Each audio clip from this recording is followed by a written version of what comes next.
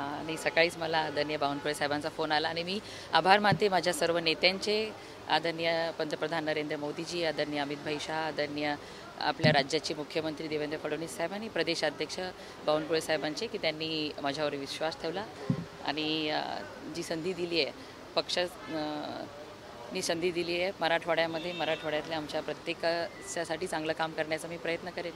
लाडक्या बहिणींचा मोठा प्रतिसाद मिळाला. लाडक्या बहिणींसाठी योजना आहे, पुढच्या काळात कशा पद्धतीने काम सरकार करेल? निश्चित नेहमीच आदरणीय नरेंद्र मोदीजींचं काम हे महिला शक्ती, युवा शक्ती आणि शेतकऱ्यांच्यासाठी राहिलेलं आहे. त्यामुळे ते काम पुढं वाढवण्यासाठी काम करत राहील.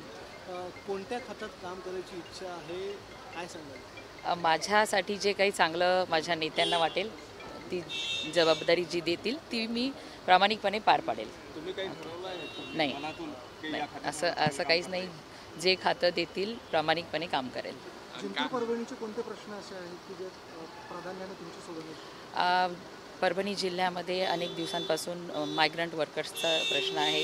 रोजगाराच्या शोधासाठी आमची मंडळी बाहेर जातात, तर त्यासाठी मी काम करेल.